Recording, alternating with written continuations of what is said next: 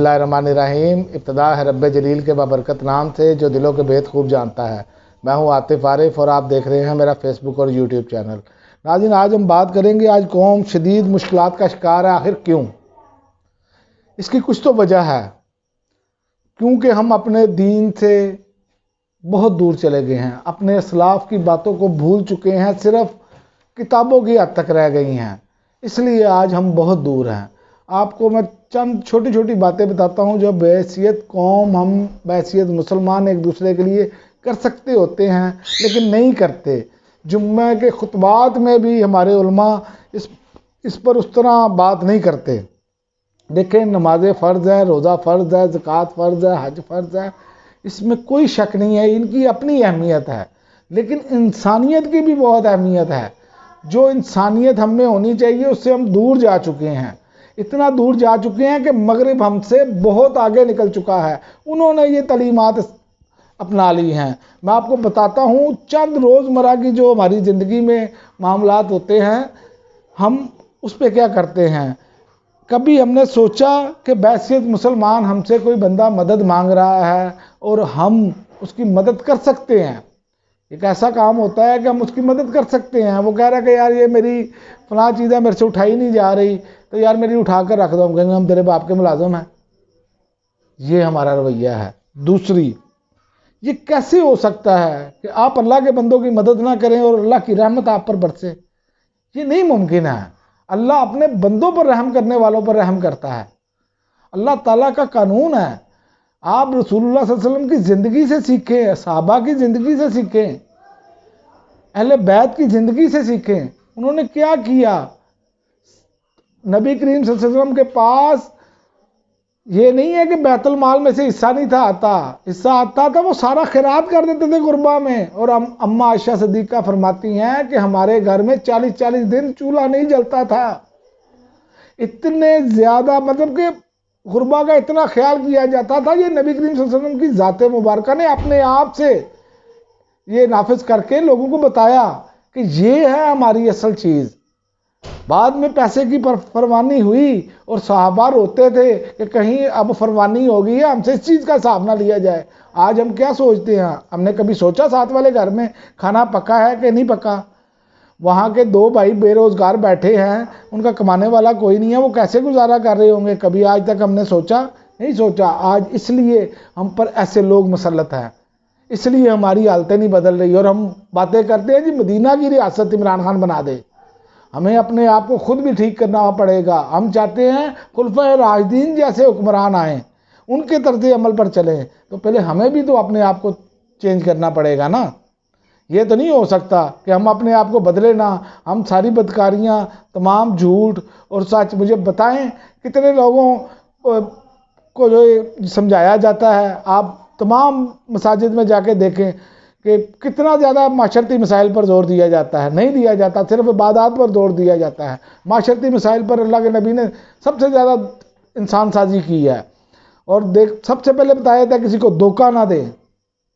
आप किसी को धोखा देते हैं तो धोखा पलट कर आता है, लेकिन हम धोखा देने को सियासत समझते हैं। आप देख लें मिसाल, फजलुर रहमान की मिसाल ले लें। आप जो तादी जमाते हैं MQM की, ये धोखा नहीं था, ये धोखा था कि जी हमें ताकतवर लोगों ने कहा। ताकतवर लोग आपके बाप लगते हैं, आपने अल्लाह के पास नहीं जाना। ये सब चीज़ें हमें सोचनी पड़ेंगी। और एक और आपको बात बताऊँ, एक हम में सबसे बड़ी जो बीमारी है वो है हसद की।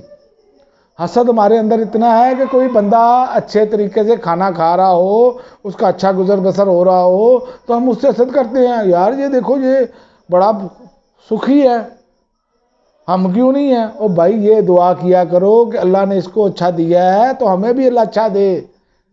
ये हसद भी छोड़ें, ये धोखाधड़ी भी छोड़ें। आप चले जाएं बाजार में, आपको कोई चीज़ खालिस नहीं मिलती। क्यों नहीं मिलती? क्योंकि हम धोखा देते हैं। धोखा हम समझ रहे हैं कि उनको दे रहे हैं जो चीज़ें खरीद रहे हैं। धोखा आपकी औलाद को भी मिल रहा है, आपके घर वालों को भी मिल रहा है, वही चीज़ें आपको भी पलट के मिल रही हैं, लेकिन हम इस पे सोचने के लिए तैयार नहीं हैं। और दूसरी बात, आप देखें किसी के साथ नाइंसाफ़ी हो रही होगी, और बेशुमार हर इलाके में मौजूद, मैं आपको बता सकता हूँ कि लोगों के साथ नाइंसाफ़ियाँ हो रही होती हैं। اور کوئی بندہ آواز نہیں بلند کرتا کہ اس کے ساتھ ناانصافی ہو رہی ہے۔ میں ایک چھوٹی سی مثال دیتا ہوں، آپ کسی بھی پولیس اسٹیشن میں چلے جائیں، کوئی نہ کوئی ایک بندہ ایسا ہوگا جس کو ناجائز طور پر انہوں نے حراست میں لیا ہوگا، لیکن کوئی بندہ آواز نہیں اٹھائے گا۔ کیوں؟ کہ پولیس طاقتور ہے، ان کو کوئی جائیں گے تو وہ ہمیں بھی نہ پکڑ لیں۔ یہ ہے جب آپ ظلم کے خلاف کھڑے نہیں ہوتے۔ حالانکہ اس کا درس سب سے پہلے ہمارے جو جنت کے نوجوانوں کے سردار ہیں حضرت حسین رضی اللہ تعالیٰ عنہ، انہوں نے یہ درس دیا، انہوں نے ثابت کیا کہ حق کے ساتھ کیسے کھڑا ہونا ہے۔ حق کے ساتھ کھڑے ہوئے، طاقتور کے مخالف کھڑے ہوئے، اس کے باوجود کہ پورا کنبہ اپنی آنکھوں کے سامنے انہوں نے شہید کروا دیا، لیکن حق نہیں چھوڑا۔ کیا سیکھا ہم نے؟ پھر ہم کہتے ہیں کہ ہم پر ایسے لوگ مسلط کیوں ہیں، ہمارے حالات ایسے کیوں ہیں؟ بھائی ہماری اپنی وجہ سے بھی حالات ہے، کیوں نہیں ہم اپنے حق کے لیے اٹھتے؟ اور ایک اور میں آپ کو بات بتاؤں، چیزیں خالص نہیں ہوتی اس پر لوگ احتجاج کرتے ہیں۔ آپ مجھے بتائیں، آپ دودھ لینے چلے جائیں، میں آپ کو چھوٹی سی مثال دیتا ہوں، آپ کسی بھی علاقے میں دودھ لینے چلے جائیں، آپ کو دودھ خالص نہیں ملتا، کیا محکمہ فوڈ کر رہا ہے؟ کیا ادارے کر رہے ہیں؟ کیا اداروں کا کام ہے؟ صرف لوگوں کو، غریبوں کو ڈرانا دھمکانا؟